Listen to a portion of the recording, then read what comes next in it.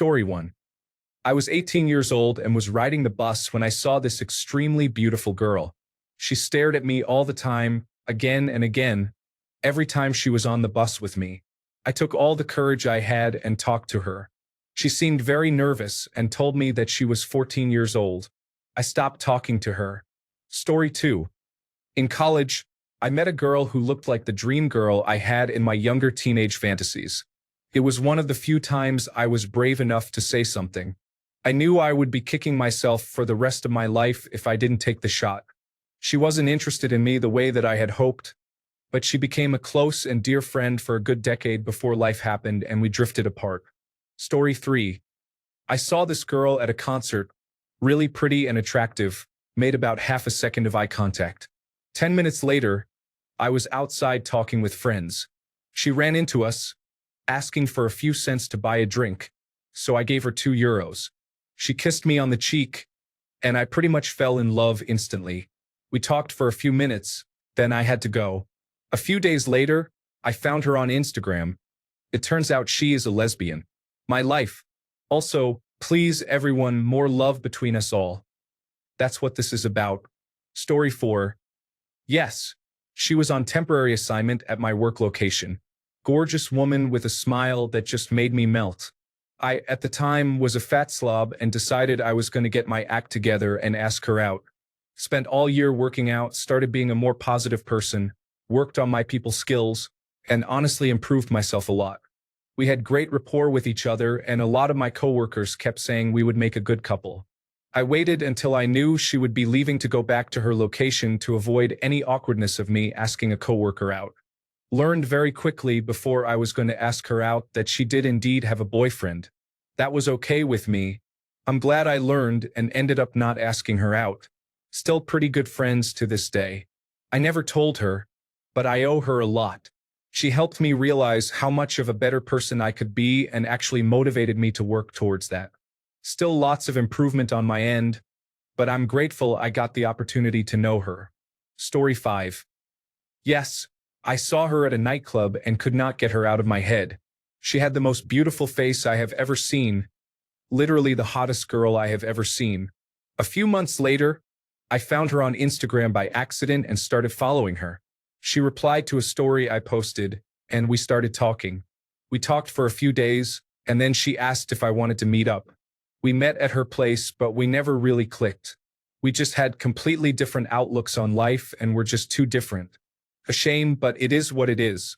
Story 6. She had a boyfriend. She's always talking about how much she loves him. I kept my mouth shut and never told her how I felt. We're still friends, and I'm hoping that I meet someone else who can make me forget about her. Story 7. I was walking in the mall with my stepdad. An absolutely gorgeous girl walked past me, and we shared a smile while my stepdad was talking to my mom on the phone. I never saw her again, but I hope her life is going well. Story 8. Okay, so a few years back I was in a relationship. I met this girl at work who seemed absolutely perfect. She was very sweet, kind, and kind of quiet, but also strong and confident. She was pretty too and married. She left the place we worked to set up her own business, but we stayed in touch as friends for a while. Her marriage broke down, and a year or two later, so did my relationship. So one day while we were chatting on Facebook, I was asking her for advice on setting up my own company as she had done, and suggested that we meet up for the first time in about 2 years for coffee and a chat.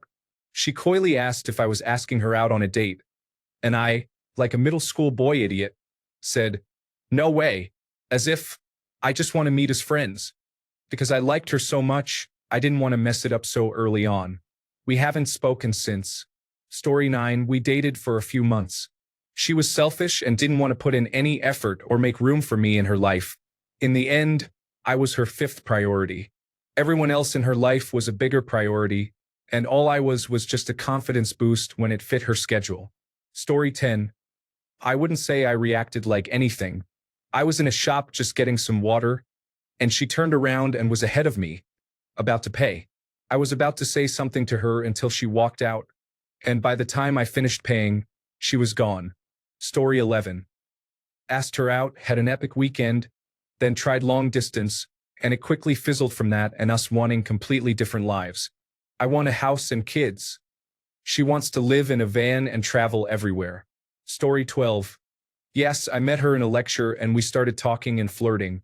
We dated for about 3 months. And in that time, I realized I needed to be with someone who would complement and mesh with my personality. I was in this "she's so hot, this is perfect" phase when I really needed to evaluate her based on personality. Obviously, sexual attraction is healthy in a relationship, but it's not the only thing. Tip: if you love steak and gluten, think about how dating a vegan with celiac disease will work out. Story 13. It was at a concert. When she walked in the club, everything went black and white except her, like in the movies. I couldn't help but stare at her for the rest of the evening. After the show, she walked up to me and asked why I was staring at her so much. I said, "Because I like your style." She walked away. I went to chat with her at the bar later. Fast forward a few months and we're dating. After 2.5 years of a long-distance relationship that involved physical and emotional abuse, among other things, I finally called it quits. Story 14. I married her.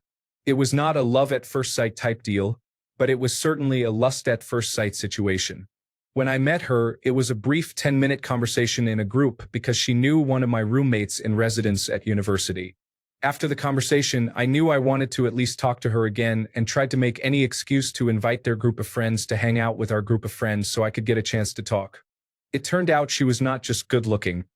She was actually an amazing woman, and I was lucky enough to trick her into liking me. Now, 8 years later, we are married and as happy as ever. Story 15. I did. On our first date, she arrived in her car, and I met her in the parking lot. 10 times prettier than her photos, tall, slim, with a stunning face, etc. She walked over to me and gave me a peck on the lips. I literally couldn't believe it. I had been on loads of dates before but never felt like this. We had a drink, went back to my place, watched a film, and stayed up talking until the early hours. Basically, I played it really cool, collected and calm, let her do most of the talking, and enjoyed the moment. 7 years later, we have 3 children and are happily married. I love her to bits. Story 16. Oh God, yes. My last trimester of university last year. We were doing 2 of the same literature units, so I'd see her most days that I went in. I'm a shy guy, so I never managed to muster up the courage to say more than a few words to her. She was quiet and only ever contributed to class discussions when she had something interesting to say. She seemed really smart. She always had a point to bring up that nobody else had mentioned. And she was absolutely gorgeous. Just drop-dead beautiful. Seriously, I'd never felt attraction like I did whenever she was in the room. Just the sight of her gave me the most amazing butterflies. She had the nicest black hair I've ever seen, and she would usually wear a black jacket that said introvert on it, which was just the coolest thing. Almost definitely too hot for me. I used to just look at her out of the corner of my eye whenever I thought I could get away with it. Anyway, I got the feeling that we would probably get along, but in the 11 weeks that we had classes together, I just couldn't muster up the courage to go and sit next to her. I really wish I had, but the experience of being attracted to her wasn't worthless, I suppose. For how lame this must sound, I don't think I'll ever forget her. Story 17. I was out on an all-day shopping trip with my older brother and went to a couple of different malls. A ton of different stores, and both of us had a pretty good haul, actually. We stopped for lunch and then headed to the cigar shop. My city has this huge indoor-outdoor mall. Anyway, out on the sidewalk, some girl called out to him, and we made our way to them. There she was. She was probably about 5'4" or so. She had a super fair porcelain complexion, raven black hair she had pulled back in a messy ponytail, and curtain bangs, but it looked to be her natural hair color. She had the biggest, roundest eyes I've ever seen. They were somewhere between blue and green. She was in shape, but she also had big, wide hips. We chatted. Just one of those, "Hey, what's up? What are you guys doing?" kind of conversations.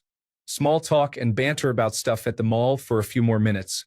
My brother explained to me afterward that the other girl, not the one I liked but the one that called out to him, was a friend with benefits of his. "Dude, you gotta set me up with her friend." I ended up going out on a date. She was pleasant, and the date went well. We ended up texting for a while, but things didn't work out. I guess the last guy she was with really hurt her, so she basically didn't want anything with any man for a while. What a bummer. Story 18. Yes, I did. My younger brother had a crush on a girl he had met his first semester in college. Before he introduced me to her, he made me promise to stay back as he'd seen her first and he wanted the first chance at her since he knew my tastes. I promised and regretted it the moment I saw her. I actually cursed at him for making me promise after we left her dorm room. He just laughed and said, "I know." I waited. My brother and I got an apartment together off campus. 2 months later, my brother and my dream girl went out on a couple of dates. She would come over with her roommate and we would all hang out. My dream girl friend-zoned my brother, but she and her roommate continued to visit and hang out. I waited. We all dated other people while hanging out. A semester and a summer went by. The following semester, roughly 8 to 9 months after I'd met her, my dream girl's roommate got her own apartment and invited everyone over for drinks to celebrate. While there, my dream girl told me to get drunk because she was going to take advantage of me that night. I stopped waiting. Fast forward a bit, we've been married 20 years. She's the mother of my 3 kids. Story 19. Yes, she is a great person and is very happily married. Although, she said once that if she had never met her husband, she probably would have ended up marrying me. I have to live with that information now. Story 20. Yes. Literally had my breath taken out of me when I saw her. I totally kept my cool. Spilled water all over the bar. Then 15 minutes later spilled whiskey all over the bar. Persuaded her into drinking a pickleback, which she absolutely hated. Literally the only person I know who doesn't like picklebacks. Got drunk while she was drinking coffee. We're getting married in a year. Story 21. I was bartending, and the guy I was working with told me to forget about it because she only dated wealthy guys. I believed him, and even though she ordered a drink from me, I didn't approach her or try to get to know her. Later, I found out the other bartender was interested in her too. Fast forward 2 years, and a mutual friend introduced me to her. By then, I wasn't a bartender anymore, and I wasn't going to let this opportunity pass me by. I started by just taking it slow, getting to know her, and eventually we started dating exclusively. By the end of a year, she had moved in with me, and a year after that, we got married. That was over 20 years and 3 sons ago, and it's still in the happily ever after zone. I have no idea how it would have played out if I had approached her the first time I met her. Story 22. I walked onto the school bus my first day at a new high school and thought, that's the kind of girl I'd like to spend the rest of my life with. Then her boyfriend sat down next to her. I hung out with them for the next 3 years of high school. It only really got awkward when they grilled me on who I liked. There's got to be someone, haha. I spent a couple of years trying to forget her. Then one day in January, I was hanging out with old friends, and they mentioned she was single. I sent her an anonymous sonnet on Valentine's Day because I'm a complete fool. She knew exactly who sent it because she knows I'm a complete fool. It turns out she was moving back home to finish her degree. We started dating. Last month, I proposed to her.